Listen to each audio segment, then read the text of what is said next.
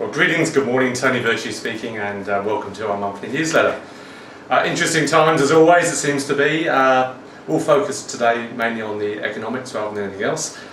Interest rates dropped earlier in the week, which was quite a surprise. There have been some muting about this, but a double-edged sword.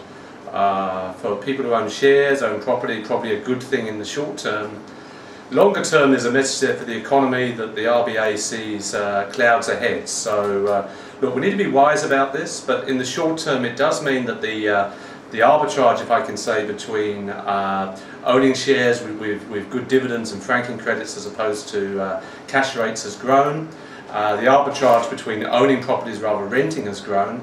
So this should stimulate the economy, and in a controlled way should be a bit of a free kick for those of you in a position to take advantage of it. It is a double-edged sword, as I mentioned, and for the retirees who are listening to this, I appreciate it's difficult, and we have to juggle risk profiles around.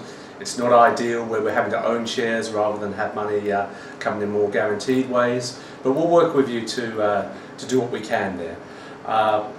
We're coming into the interim season in Australia, so that starts next week, so we'll actually have some actual results to look at and see whether there has been a slowdown in the economy there.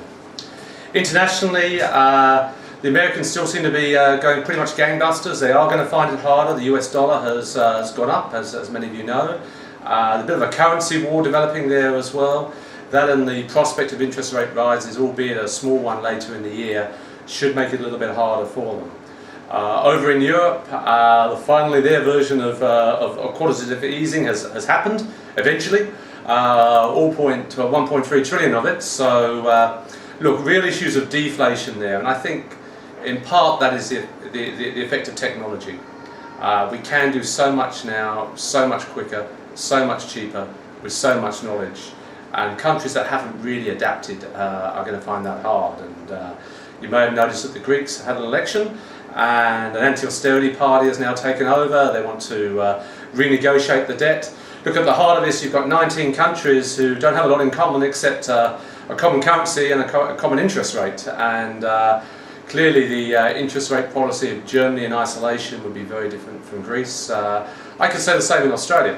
The policy strategy for interest rates for Sydney CBD would be very different from Tasmania, as an example. But you've got to take the rough with the smooth, and I'm sure in their own way they'll negotiate some kind of settlement, which will probably mean just restructuring some of those payments. The danger, of course, is that other countries come out in sympathy, and they're rioting in Madrid as we speak, and I don't think the Italians will be far behind. So you've got to find some middle ground with this. More locally, we're as busy as ever, as you can expect. A lot of renewal reviews at this time of year. Generally, though, things are looking reasonably solid. Obviously, being here in Manly, there's a few other matters going on that we're having to keep an eye on. So, look, that's enough for today. I look forward to seeing you as the year progresses.